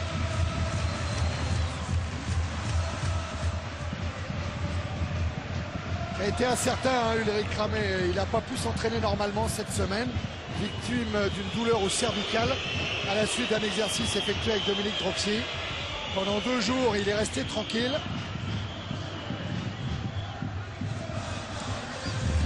Et là, Eli Boep n'a pas hésité à le titulariser. Et Eli Boep, 100e match en tant qu'entraîneur en première division. Beau cadeau, hein, de la part de ses joueurs. C'est clair. Ouais, et surtout Thierry Eli Boep, maître tacticien, parce que Bordeaux bien positionné, Bordeaux qui déroule un jeu. C'est terrible hein, par moment pour les Marseillais, on a l'impression qu'ils sont à l'entraînement. Et alors ils jouent d'une simplicité incroyable. Regardez. Et l'appel de Mikou à revers. Et la sortie, l'anticipation de Porato. Voilà, jeu simple illustré sur cette action. Appel de balle de Mikou. C'est le jeu en profondeur. Il y a toujours autour du porteur un appui à droite, à gauche. Il y a aussi un soutien ou 2 soutiens. C'est-à-dire qu'il y a toujours des solutions pour le porteur du ballon. C'est le b.a.-ba du football. L'appel, l'appui, le soutien. Et bien ce soir, les Bordelais réalisent parfaitement ce jeu simple, ce qui est le plus dur à reproduire en fait. Puis Jean-Luc, il y a un match tactique de la part de Mikou et de Benarbia qui est extraordinaire. Oui. Parce que quand un a le ballon, l'autre arrive chaque fois à se libérer, à se mettre entre deux. Donc c'est vrai que les deux sont vraiment complémentaires. Hein. Wiltord avec Mikou justement. Repris par Dugarry. Il va prendre un carton. Et attention, on a vu tout à l'heure Eric Durand se faire exclure par l'arbitre pour avoir protesté vertement après avoir reçu un carton. Il ne faudrait pas qu'il arrive la même mésaventure à Dugarry.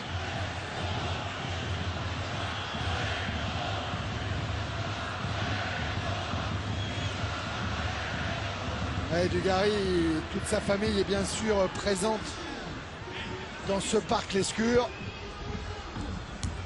Hors-jeu.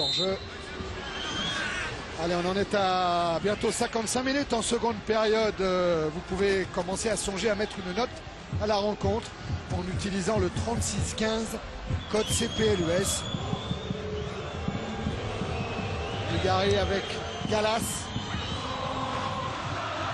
C'est intéressant Thierry de scinder en deux, de mettre une note pour la première mi-temps déjà. Oui. Hors-jeu. Ouais, hors-jeu de Ravanelli. Mais c'est pas donné, les balles ne sont pas données dans le temps juste forcément, donc hors-jeu.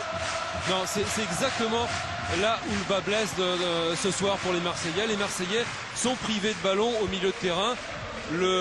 L'approvisionneur habituel, c'est-à-dire Robert Pires, n'a pas de ballon, n'arrive pas à être en possession du ballon pour pouvoir jouer juste vers l'avant. Incapacité au milieu de terrain des Marseillais.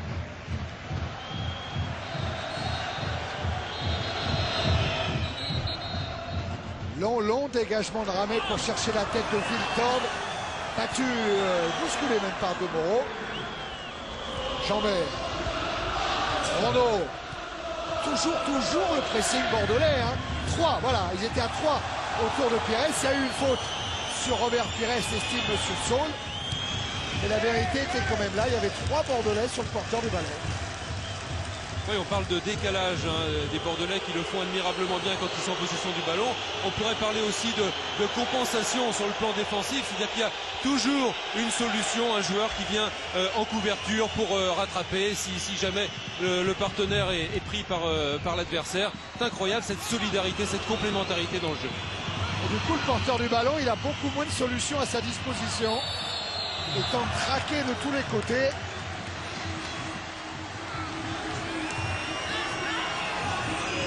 Fin du match peut-être à Monaco avec la victoire de l'équipe désormais entraînée par Claude Puel sur le Paris Saint-Germain 2+1. Paris, ça va mal, ça va toujours mal. Avec pas le moindre succès depuis plus de 2 mois maintenant en championnat. Lasland. Benarbia. La reprise de Mikou, il est en jeu, Wiltord.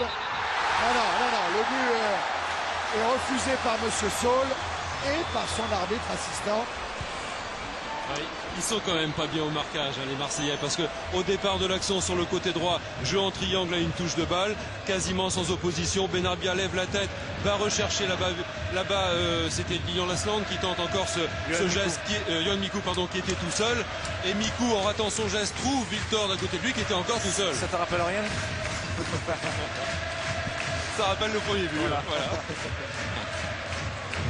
Jean-May avec Camara. Récupération Torres-Mestre et Pavon. Pavon, le joueur de la Ciotat. Et voilà la technique en mouvement de Lilian Lasland. Ouais, puis une autre indication aussi, parce que même si on peut louer la qualité du jeu offensif et la bonne organisation bordelaise, pas oublier aussi au niveau des duels que Bordeaux a le plus de volonté. On a dit aussi que c'était un duel, enfin un match physique. Et bien c'est Bordeaux qui en veut le plus. Bordeaux fait plus de fautes. Bordeaux s'impose pour la conquête du ballon. Attention à ce débordement de Pires, un bon ballon pour Dugarry et le but. Oh, le but qui va faire du bien à l'Olympique de Marseille. Et en plus un but inscrit par Christophe Dugarry sur ces terres de Gironde. L'OM qui revient un petit peu, passe décisive de Pires. 4 buts à 1. Ouais, Robert Pires, on l'a dit, c'est de lui que peut venir le danger pour les Bordelais. S'il a des ballons, et bien il en a eu un. Il a fait une bonne demande, il a été bien servi sur le côté droit. Et évidemment toute l'intelligence de ce joueur de grande classe pour trouver Christophe Dugarry. Et Christophe Dugarry, Jean-Pierre, je te laisse commenter. Hein. Contrôle impeccable. Contrôle impeccable, il se la met sur son pied gauche et là il pardonne pas. Ça il sait faire aussi Christophe. Donc oui. ça doit rappeler les souvenirs à Christophe parce que c'est lui qui avait sonné la charge contre Montpellier en mettant le premier but après le 4-0. Attention. Il reste 30 minutes, Jean-Pierre, hein, un œil sur le chrono. Et Dugarry surtout, il avait inscrit beaucoup de buts avec Bordeaux, 34 en championnat. Là il a inscrit son 4e cette saison avec l'OM. Compte non tenu des buts inscrits en Coupe d'Europe, 3 et du but marqué en Coupe de la Ligue. Benarbia.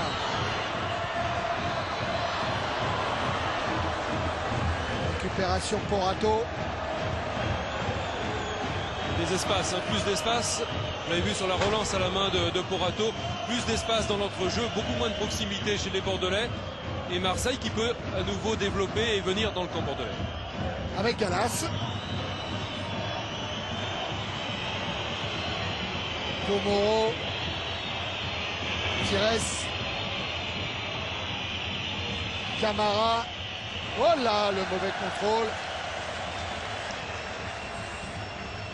Tout le monde craignait un petit peu la pelouse hein, avec les pluies importantes tombées sur la région ces derniers jours. Mais elle a l'air de tenir, enfin de haut. Hein. C'est pas sûr que Laurent il est certainement mieux placé. Alors que Wiltord est reparti. Il y a un 3 contre 3 à jouer pour les Bordelais. La Slan et la bonne sortie de Porato. Ouais, mais Porato super hein, sur cette action parce que même si Wiltord met un petit peu trop loin pour Lilian Lasland, il a jailli au bon moment, il a su tout de suite anticiper et lire la passe de l'attaquant bordelais. Ravanelli.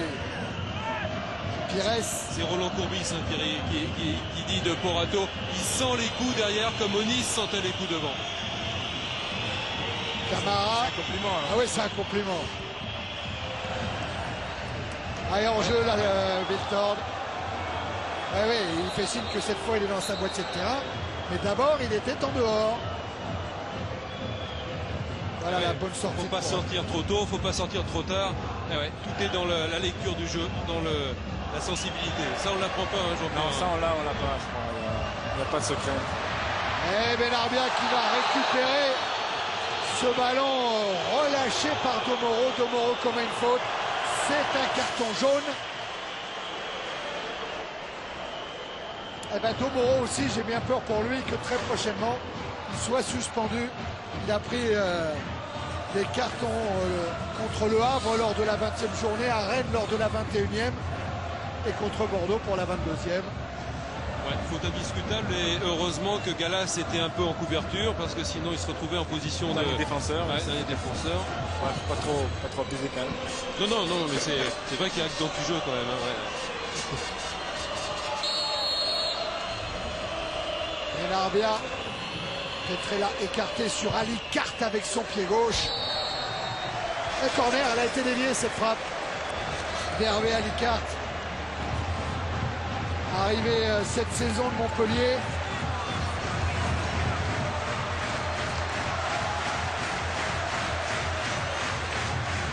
International à prime, Ali Carte. Il a joué contre la Croatie. Il a remplacé en cours de jeu Jérôme Bonicel. Benarbia pour le corner. Elle n'a pas pu frapper Grenet, il a été pris par Robert Pires. Avec Camara. Ouais, et un coup de... Ouais, il y avait une faute de Grenet. Il va y revenir, monsieur Saul, il laisse l'avantage.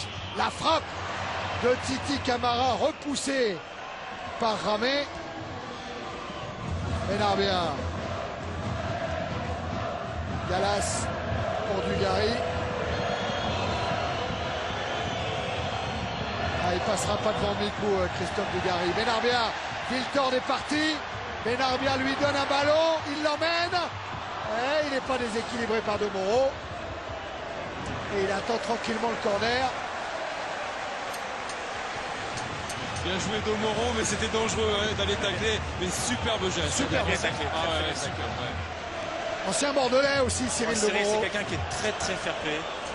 C'est un gentil garçon et très correct sur un terrain de football. Ça, il faut le dire parce que c'est pas toujours le cas pour tout le monde. Il n'a pas pris le risque, Ramé, là. Il a renvoyé le ballon des 2 points, il l'a boxé.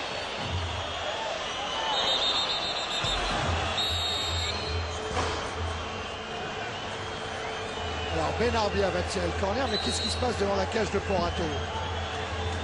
C'est Alicard qui se fait réprimander.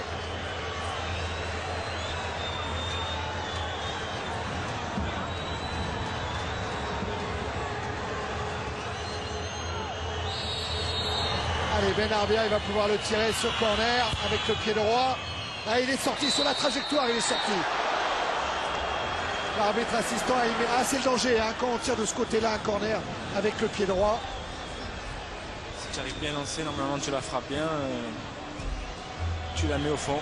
Ouais, c'est Ravanelli qui vient gêner en défendant, qui vient gêner Porato. Ça aurait été complet là pour Marseille.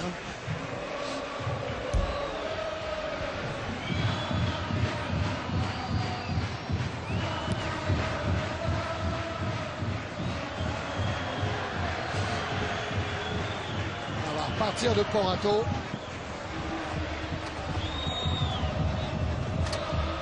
Oula. Oula. On est en train de se parler du pays là entre Ravanelli et Porato. Avec priorité au gardien qui avait parlé. Ouais, mais à mon avis, Ravanelli est en train de dire à Porato, t'as qu'à la demander, t'as qu'à parler. On peut se dire plein de choses en fait. Oh là oui, oui. On peut faire des dialogues.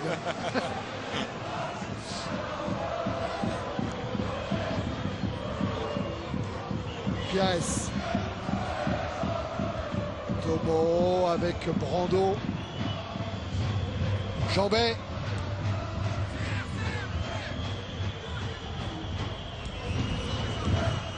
Ravanelli en déviation pour Maurice. Et couverture d'Alicart. Mikou.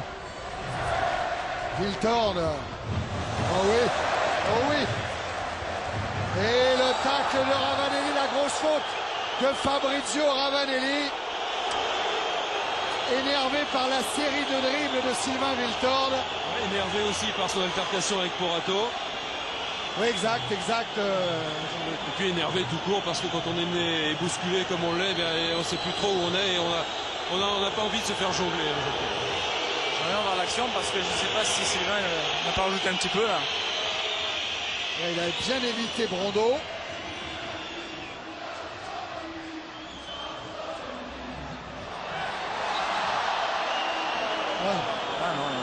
Il a bien accroché les pieds.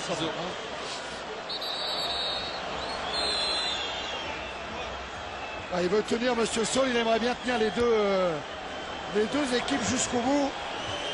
Alors qu'entre Torres Mestre et Brando, le ton a un petit peu monté. Et Brando qui a débuté sa carrière à l'Entente Canet-Rocheville, je dis ça, toujours allusion à Bruno Bellone, qui lui aussi a démarré là. On va pas le lâcher Bruno avec son jubilé le 22 février. Et il le mérite en plus. Oui.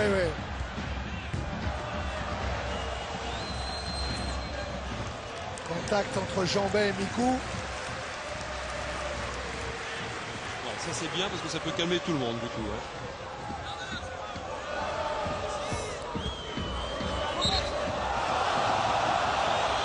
Tiens Jean-Pierre, pendant qu'il y a une petite rupture dans le rythme de la rencontre, Il y a encore du superbe sport à voir cette nuit. Hein. Bon, d'abord, il y a la rediffusion pour ceux qui n'ont pas vu de Bastia-Rennes à partir d'1h du matin sur Canal. Et surtout après la finale. Et bien sûr, Amélie Mauresmo face à Martina Hingis. Ça, c'est à voir. La finale du tournoi féminin des internationaux d'Australie est à voir en direct sur Eurosport à partir de 3h25. Et je pense qu'elle peut créer la surprise parce qu'elle a vraiment bougé Lindsay Davenport d'une manière assez impressionnante. Il faut mettre son réveil, hein, cette nuit 3h25 avec les amis d'Eurosport pour voir la finale entre Amélie Mauresmo et Martina Hingis. Vous mettez le magnétoscope en marche. Oui, oh, mais le direct c'est toujours bien. Mikou avec Benarbia. Et toujours cette mobilité, ces permutations incessantes entre Benarbia et Mikou. Et ce 1-2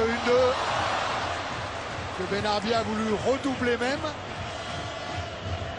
Camara. Et oui, toujours le bon alignement des défenseurs bordelais pour piéger l'attaquant marseillais. Oh, il souffre un Pene Bianca là. Je crois qu'ils souffrent tous. Oui, oui. Mais la difficulté quand même des Marseillais à bousculer l'organisation des Girondins, même quand on fait revenir des attaquants. Hamilton qui joue avec l'Asland. Torres Mestre contré par Amada Jambet. C'est là où je crois que le jeu de Lilian Lasland est très important parce qu'il court, il ne fait jamais de course à vide et c'est vrai qu'il crée des brèches pour les autres qui sont assez impressionnantes sur les images. Diabaté qui tente sa chance de très loin.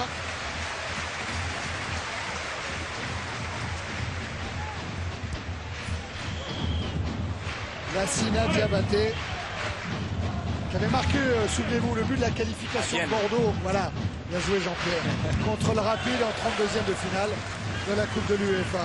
Et ça va faire plaisir en Côte d'Ivoire, à Bouaké, où tout son village doit regarder. Et puis à Abidjan aussi, où il y a plein de Français ils ont plus de 200 réunis à l'occasion de ce match pour voir le duel entre Diabaté justement et Domoro.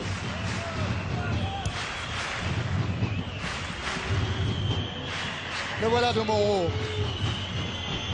Maurice Galas.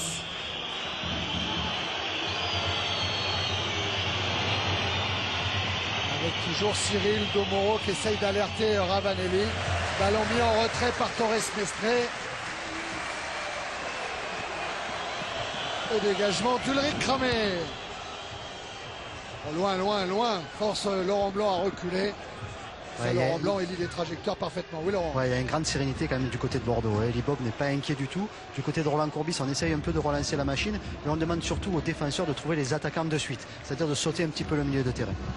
Ouais, parce qu'au milieu de terrain, c'est difficile. C'est vrai que je disais tout à l'heure, les attaquants marseillais, que ce soit Dugarry, Camara, essaient de temps en temps de décrocher, de venir renforcer ce milieu de terrain marseillais un peu déficient. Et là, on a vu à l'instant sur le dégagement de Porato, en fait, les 4 attaquants à nouveau sportifs de Bordeaux. Donc il faut, c'est vrai, pour qu'il y ait une chance de se créer des occasions, mais il va falloir sauter ce milieu et essayer de les alerter tout de suite. Ouais, Grenet, il a mis en difficulté à Lucart, qui a préféré renvoyer ce ballon dans les pieds de Galas. Brando. Domoro. Franchement, le risque, Jean-Pierre, c'était que juste après le but le marseillais, la belle organisation girondine puisse balbutier un petit peu son jeu, mais là en fait les Marseillais n'ont pas réussi à rester devant dans la surface girondine. C'est dur quand il arrive, quand on est mené 4-0, d'avoir le mental nécessaire pour revenir à 4-1, 4-2, 4-3, et c'est à 4-3 qu'on commence à croire qu'on peut revenir, mais c'est sûr que les Girondins n'ont pas bougé d'un poil et sont restés bien en place. Ils ont pensé que c'était une erreur de parcours et puis voilà. Oui, mais c'est ce que disait Laurent, hein. Il le sent lui du bord de la pelouse, ce climat de sérénité autour des Libop, autour de l'équipe. Ouais. Pas d'affolement. Non, de toute façon, il n'y a pas de souci à se faire parce que dès la perte du ballon, ils sont tous replacés. Donc ils font bloc. Dès qu'ils la récupèrent, ils essayent de la garder ou de jouer dans la profondeur. Mais automatiquement, quand ils le perdent, ils sont toujours 9 à rester en place. Ah, voilà. Surtout, ils jouent très haut et ça veut dire qu'ils sont sereins. Quoi. Ils ont toujours envie de pousser. Ouais, et puis surtout, ils ont montré quand même beaucoup de facettes. Ils ont été percutants, perforants pour aller se créer des occasions et marquer des buts. Et puis là, ils sont performants dans la façon de gérer cette deuxième mi-temps et leur avantage. Vous savez, Bordeaux, hein, ils sont en train de faire trembler Rennes, hein, parce que ce sera leur prochain déplacement au championnat. Puis après, Bordeaux recevra Bastia et se rendra à Nantes. C'est un drôle de calendrier difficile. Hein. Et à Nancy derrière. Et à Nancy derrière. Ils ont 3 matchs à l'extérieur dans les 4 prochains. C'est ça. Bordeaux. Mais surtout un sacré choc, peut-être même pour la 3e place. Hein. Enfin, pour la 3e place. Entre Rennes qui vient de gagner à l'extérieur. C'est ça. Et puis, il y aura aussi la Coupe d'Europe, alors que là, c'est Grenelle qui a tenté sa chance. Il y aura en plus au milieu de tout ça, le Parme et le quart de finale de la Coupe d'Europe. Maurice Signal est en jeu. En ce moment, ils sont prenables, donc pourquoi pas aller plus loin. Et c'était ça justement, Jean-Pierre, hein, ce qu'aurait aimé voir plus souvent Roland Courbis, c'est ces bons ballons donnés en profondeur sur des courses croisées face à cette défense bordelaise qui monte, qui joue la ligne. Eh bien, malheureusement, en tous les cas pour les Marseillais, ils n'ont que trop peu eu l'occasion de tenter leur chance dans ces conditions-là. À propos de Parme, Elie Bob disait ça, on commencera à s'en occuper début de semaine prochaine. Alors là, tout le monde sera sur le pont. Marius Trésor, Eric Bédoué, Pierrot Labatte, Elie Bob. Là, mais qu'au début de la semaine prochaine, ils vont commencer à s'occuper de Parme. Moi, je sais qu'ils sont déjà allés là-bas. Cachotier, Elie Bob alors. Camara. À l'arrivée de Jambet, ballon renvoyé par Ravanelli. Oui, c'est Ravanelli qui contre ce ballon. Oui.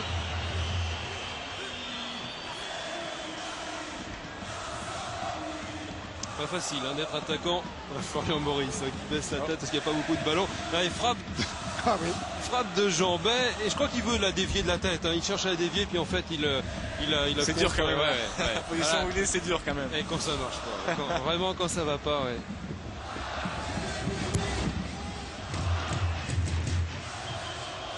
Laurent Blanc de la tête, puis Pavon. Mikou. Quel match de Yoann Mikou. Diabaté. Contré par Pires, mais Alicart est attentif et vigilant derrière. Hiltord avec Mikou qui a appelé le ballon dans la profondeur.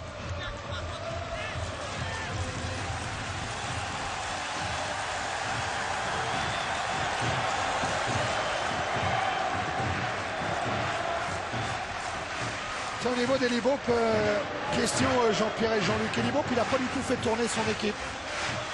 Aujourd'hui? Oui. Alors qu'à 4-0 à la mi-temps, il aurait peut-être plus. C'est une question. Hein. Attention quand même à Mikou qui pourrait être dangereux avec ce centre très fort devant le but. Ouais, hein, Je crois que quand on mène 4-0, si j'étais entraîneur, je mènerais 4-0. Je garderais la même équipe jusqu'à 10 minutes de la fin pour être sûr que le résultat soit acquis. Et après, oui, je ferai 3 changements d'un coup parce que je pense que c'est normal. Mais attention à cette équipe marseillaise parce qu'ils sont capables, quoi qu'il arrive, d'être dangereux à tout moment. Et je crois que c'est tactiquement bien joué de la part d'Elie, c'est qu'il a gardé son bloc, concentré. Et ils sont en train de prouver qu'il faut faire attention à ces Marseillais quand même. Ils sont surtout en train de réaliser un match plein, parce qu'on le disait, on les avait vus excellents à Auxerre, mais ça a duré une petite heure. Et après, ils ont plié. On les a vus parfaits dans cette première mi-temps, capables de marquer 4 buts à une équipe de Marseille. Eh bien, ils sont capables maintenant de gérer et de continuer à être dominateurs et à maîtriser le jeu. Camara s'est fait mal en tombant. Les Bordelais sont repartis vers le but de Porato. Je pense qu'il y a une petite faute quand même sur Titi Camara. Avec Benarbia qui en vitesse centre et encore Lasland. Mais c'est la 3e fois qu'il nous le fait. Hein. Normalement c'est fini, j'ai mis 203. Ouais, mais là il y avait faute par contre. Parce que là il a. Oh là, Benarbia s'est fait mal, ouais. Il y avait faute. Ah, regardez Lasland, il était collé à son défenseur et là effectivement il y a jeu dangereux. Ouais, c'est fait mal. Hein. Voilà. Ouais, c'est en centrant sur le plan d'appui. Après le centre, voilà. Ouais, et Ali Benarbia qui demande de suite le changement. Hein. Je crois qu'il a des crampes et c'est Djemali qui va rentrer à sa place. Ouais, il est sorti de l'air de jeu, Ali Benarbia. Galas.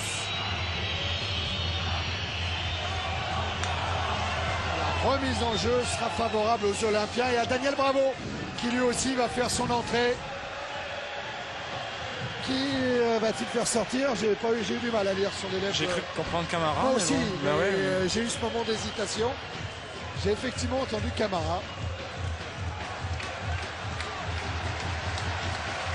Camara rentré au début de la deuxième période. Et qui pourrait être remplacé là par Daniel Bravo. Bon, allez, une petite stat qui n'est pas en faveur de Marseille. Marseille a encaissé 4 buts dans le dernier quart d'heure. Et Bordeaux, un seul. C'était le fameux but d'Okocha. Vous vous souvenez de ce coup de canon pour son quel but, hein. C'est effectivement Titi Camara qui sort. Qui ne comprend pas bien peut-être la décision de Roland Courbis. Voilà. Ouais, choc en fait entre Miko qui lui marche sur le pied dans la course involontairement. Et je pense que Roland Courbis a dû estimer que Titi Camara était diminué, était légèrement blessé. Ouais. Alors, pas tout à fait l'avis de Titi Camara. Hein. Qui donc laisse sa place à Daniel Bravo alors que Ali Benarbia lui revient vers le banc des Bordelais.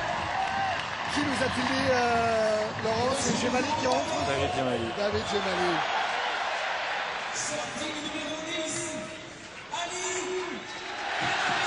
Ouais.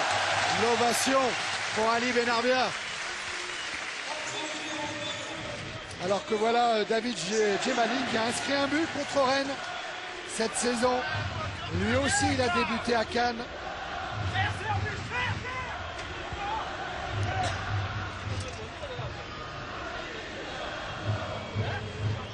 Dugarry. Pires. Il y a Ravanelli, il y a Maurice. Et il y a également Lilian Lasland. Et du coup, Monsieur Sol l'a joué. C'est bien lui de la part de l'arbitre parce que les deux les fait faute donc. Il y avait double faute. Débrouillez-vous, messieurs. Voilà. Et que le meilleur gagne. Quelquefois, c'est pas plus mal. Ah oui. René a renvoyé ce ballon sur Domoro. Cette fois, il est parti. Maurice. Il s'est jeté. Et Laurent, peut-être avec Ali. Ouais. Avec Ali Benarbia, j'attends qu'il se rhabille parce que. On va prendre froid. Voilà. Non, Ali, déjà en bien nouvelle, vous avez demandé de sortir de suite. Il n'y a pas un problème important. Disons que j'avais une luxation à l'épaule, j'ai une crève que j'en peux plus. Et là, aux dernières actions, je me suis fait une grosse crampe. Ça fait que là, il vaut mieux sortir et laisser la place à quelqu'un d'autre. Laurent, demande à Ali s'il veut une pizza. Jean-Pierre Papin, si tu veux une pizza. Hein? Si tu veux une pizza, je sais pas pourquoi. C'est Jean-Pierre Papin qui te demande de ça. C'est Jean-Pierre Papin? Ouais, attention. Ah, mais moi qui comptais jouer avec lui en venant à Bordeaux, il s'est cagué dessus, il s'est barré. Ali, est-ce que quand les Marseillais sont revenus à 4-1, vous avez un petit peu douté? D'après vous, est-ce qu'on a douté? Non. C'est qu'avec le rythme qu'on a donné en première mi-temps, contre une bonne équipe de Marseille, automatiquement après, il faut savoir gérer, lever le pied pour surtout gagner jusqu'à la fin du match. Bon, je m'en mets parce que j'ai attrapé la grippe. Bon, attends. Allez, Ali Benarbia qui fait encore une grande saison. Et qui est évidemment à la base de ce succès des Bordelais face à Marseille. Mais être meilleur passeur d'un championnat, ça devient une habitude pour Ali. Je crois qu'il y en a aujourd'hui qui doivent le regretter. Du côté du Rocher là-bas. Du côté de Monaco. Oui. Ouais, c'est David, Trezeguet, qui disait que c'était pour lui le meilleur joueur de Monaco, celui en tous les cas qui lui donnait les meilleurs ballons pour les mettre au fond. Il y en a un autre qui doit regretter Jean-Pierre et Jean-Luc, c'est Roland Courbis. Parce que c'est lui qui a dit à Benarbia, vas-y à Bordeaux, c'est un bon club, tu vas t'éclater là-bas, tu vas jouer. Et c'est ce qu'il est en train de faire d'ailleurs. Et voilà. Chérie, côté bordelais, alors le 11 sort et le 26 rentre. Non, oui. C'est Wiltord qui sort. Et c'est. Ah, ça va mieux. Hein. Ouais, ça va mieux. Et c'est Yvan qui va rentrer. Et Yvan. Voilà, on va le découvrir, l'Espagnol. On vous en parlera parce que Luis Fernandez, il a donné quelques tuyaux sur ce Ivan Pérez. Mikou pour le moment à la balle.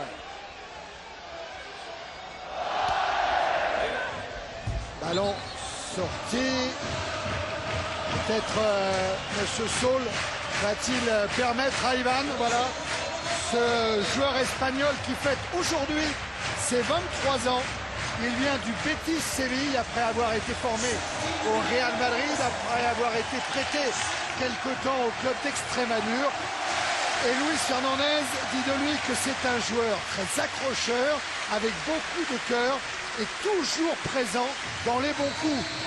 Et Luis Fernandez, il a pu l'apprécier de près, puisque très récemment, Ivan avait joué avec le Betis contre l'Athletic Bilbao. Voilà, renseignement pris par Lucien Dabila auprès de son maître Luis Fernandez. L'un de ses maîtres. Ouais, le premier ballon, vous l'avez dit, il a l'air accrocheur, effectivement. Il est Libo qui l'a regardé aussi un petit peu pour ce premier entraînement. Il disait qu'il semble très mobile. Alors, oh, la frappe d'Alicart! Quelle belle frappe! ouais, coup de canon d'Alicart. J'allais dire justement qu'Ivan était un redoutable sur les frappes de balle. Et bien celle-là, elle est magnifique parce que elle va monter très peu. Je crois que le gardien y est quand même. Pour Rato à juger. Il l'a jugé. Parce qu'elle est loin quand même. Mais quelle frappe pure alors. Ah oui. Donc il bouge pas. Elle a rappelé un peu celle d'Okocha d'ailleurs. Oui, exact. Hein, exact. Brando avec Dugarry. Daniel Bravo, Pires.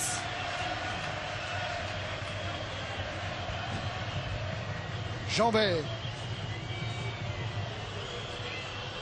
Ravanelli. Blanc. Et carte en alertant Dugarry. Il a emmené son ballon, Dugarry. Il s'est jeté. Et finalement, c'est qui? C'est Afanou qui envoie ce ballon en corner devant Ramé et devant Bravo. Dans le doute, on dégage. Ouais, parce et je pense qu'il a bien fait en plus. Oui, parce qu'il était sur l'action.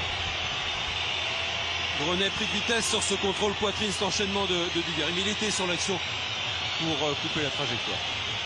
Corner tiré par Robert Pires. Et Ramé qui s'impose en renvoyant au point. Bravo.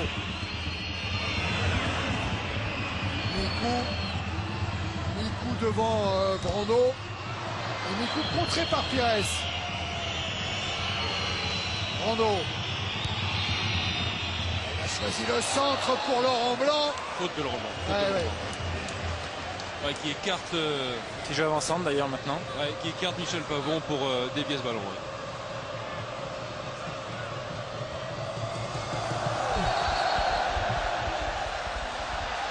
Et bien sûr la Ola qui est en train de faire le tour du stade, le tour du parc Lescure. À moins de 5 minutes de la fin du temps réglementaire. Bordeaux est en tête du championnat de France de première division grâce à une meilleure différence de but.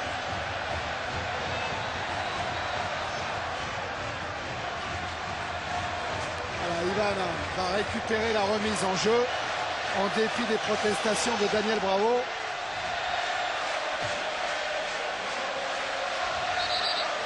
On est les premiers, est en train de chanter le stade. Mikou. René. À la lutte avec Dugarry. Bordeaux qui va jouer sur 2 tableaux maintenant d'ici la fin de saison. La Coupe d'Europe et le championnat, puisqu'en Coupe de France et en Coupe de la Ligue, c'est terminé. Je crois que quelque part c'est un avantage. Parce que jouer tous les tableaux à la fois, ça devient de plus en plus dur. Les compétitions sont de plus en plus difficiles. Et c'est vrai que courir tous les lèvres à la fois, c'est pas spécialement bon pour la santé des joueurs. Chambet. Avec Bravo, Pires. Les deux numéros 7, Pires et Pavon. Et Pavon a eu le dernier mot. Avec Diabaté maintenant, Mikou. Ça va partir. Ivan avait appelé le ballon, mais ça passe par Grenet d'abord. Voilà Ivan. Ah pardon, oui c'est... Non, pas du tout, c'est Gemali. Ça va mieux, hein. C'est la grille, Thierry. C'est Benarbia, c'est la faute d'Ali Benarbia.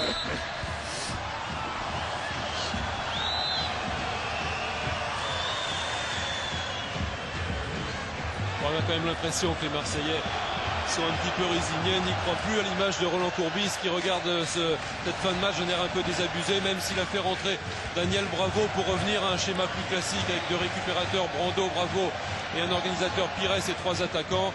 On sent que la machine bordelaise ce soir est difficile à battre. C'est-à-dire que Roland Courbis, il a tenté le coup à 4 attaquants dès le début de la seconde période en se disant si on peut marquer vite, ça peut être un coup gagnant. C'est ce qu'ils ont fait. Et puis sur la fin du match, il voyait qu'il n'y avait plus rien à jouer. Mieux vaut pas prendre de buts supplémentaires. Il ressort Camara et il fait rentrer Bravo. Tout ça est assez logique.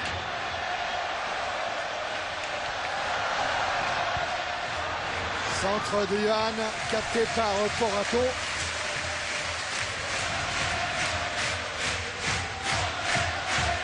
Pires. Ravanelli. Il y en a 4 sur le porteur du ballon. C'est assez fou, même à la 88e minute. Ça veut dire que physiquement ils sont très là, bien préparés. Et bien organisés. Et bien organisés, oui. Voilà, il n'y a pas trop d'efforts à faire, ils sont toujours bien en place, quadrillent bien le terrain. Un bon appel de balle de Maurice servi par Dugarry et Florian Maurice qui va obtenir un corner. Le dernier est dans le temps réglementaire sans doute. Nous en sommes dans la dernière minute de ce temps réglementaire. Laurent Blanc est monté, ainsi que Domoro. Pires est un petit peu inquiet de ce qui est en train de tomber des tribunes. Il parvient quand même à tirer ce corner au deuxième poteau. Et Ramé bousculé, et Ravanelli au-dessus. Nouveau corner. Et bien on est toujours dans le temps réglementaire.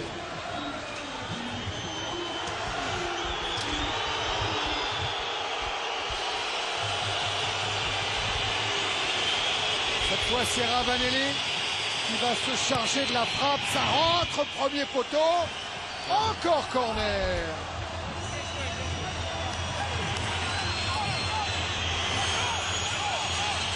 C'est une faute de renard en fait. Bien joué Ravanelli. Bien joué. Distrait va pas encourager les fautes, mais bon. Cette fois il a joué deuxième poteau pour Pires. Et Pires il avait choisi la subtilité, la ruse.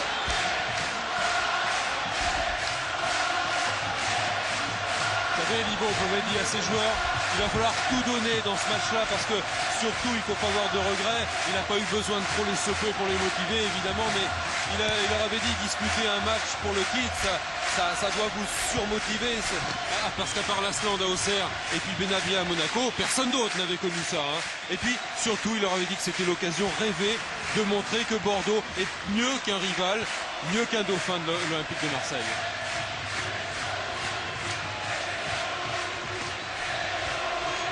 Benarbia, il a même été champion de deuxième division avec Martigues et champion de première division avec Monaco.